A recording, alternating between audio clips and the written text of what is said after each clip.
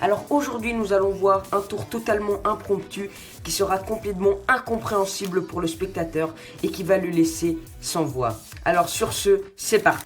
Alors pour ce tour, on va mélanger les cartes un bon coup et on va demander au spectateur de nous désigner une valeur qui se trouve dans un jeu de cartes, donc une famille de cartes allant de l'As au Roi. Disons qu'ils nous disent les 7, le 7. Alors on va venir et on va tout simplement prendre les 4 7. Mais je tiens vraiment à le préciser, le spectateur peut normalement prendre la carte qu'il veut. Alors on a pris les 7 et comme vous le savez donc, dans chaque famille, il y a 4 cartes. Alors on va venir, on va mettre les 7 devant soi. Et l'expérience peut à présent commencer. Parce que ce n'est pas vraiment un tour, mais plutôt une expérience qui me permettra de vous montrer mes capacités de manipulateur. Alors si on prend le premier set et on le met en dessous. Je pense que je suis assez juste, je ne triche pas. Pourtant si je fais ce petit geste, le set remonte à la surface. On va essayer de faire de même avec le second set. Sauf que cette fois-ci, on va le mettre sur le dessus. On fait un geste vers le bas. Et le 7 remonte. Pour la troisième carte, cette fois-ci, on va la mettre face en bas dans le jeu. Et si je claque des doigts, le troisième 7 remonte.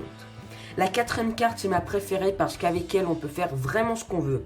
Mais pour ce tour, pour cette vidéo, je vais faire, je pense, la chose la plus compliquée pour un magicien, c'est juste de prendre la carte et de la perdre comme ceci dans le milieu du paquet. Mais comme je vous ai dit que je suis un manipulateur, si je claque des doigts, on peut voir qu'une seule carte dans le jeu est retournée et c'est le dernier set. J'espère en tout cas que la démonstration vous a plu et si vous voulez connaître les explications, et n'oubliez pas de rester pour la suite.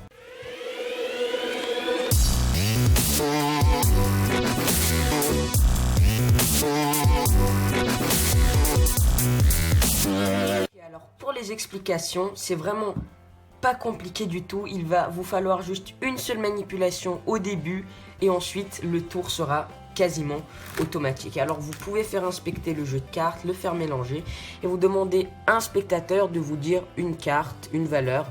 Disons que dans ce cas ils vous disent les valets. Donc on va prendre les valets. Et juste après que vous prenez les 4 cartes, c'est là la seule manipulation qui consiste, donc vous prenez les cartes, vous attrapez un break sur la carte qui se situe face à vous, vous posez les cartes que le spectateur vous a dit et vous levez le tout en retournant vite fait le jeu.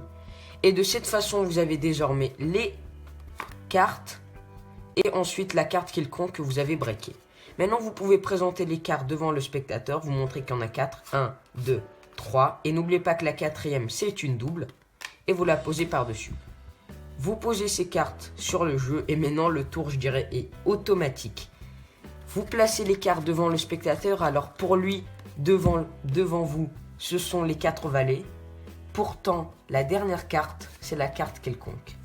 Et vous avez déjà un valet qui est sur le dessus. Et maintenant, il ne vous reste plus qu'à vous concentrer sur la présentation parce que le tour est joué. Alors, le premier valet, la première carte, vous la mettez au-dessus. Vous faites ce que vous voulez et celle-ci apparaît au-dessus. La deuxième, vous la mettez au-dessus. Elle apparaît en dessous. Pour ce qui est de la troisième, c'est cool, vous êtes déjà avec le jeu face en l'air. Il vous suffit juste de la prendre et de la glisser face en bas dans le jeu. Donc faites attention, ne la montrez pas même si c'est un valet. Si vous montrez là le valet de cœur que vous mettez au milieu, la carte qui sera sur le dessus du paquet ne sera pas le valet de cœur. Donc c'est pour ça je préfère ne pas la montrer.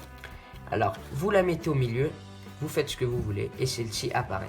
La dernière, c'est la carte quelconque. Vous faites ce que vous voulez, mais moi ce qui me semble le plus facile, c'est de la perdre face en bas dans le paquet et celle-ci réapparaît à l'envers dans le jeu. Et c'est la dernière carte du spectateur. Et voilà les amis, c'est la fin de la vidéo, j'espère en tout cas qu'elle vous aura plu, et si c'est le cas, je vous invite à laisser un petit pouce bleu. Avant que vous quittiez la vidéo, je vous invite également à vous abonner à ma chaîne YouTube si vous ne voulez pas louper mes futures vidéos de magie, et si vous voulez apprendre à faire une XM très cool à une main afin d'impressionner votre public, je vous invite à aller voir ma précédente vidéo. Tous les liens sont à l'écran et dans la description. Écoutez, sur ce les amis, moi je vous dis à la prochaine, et sur ce, ciao tout le monde.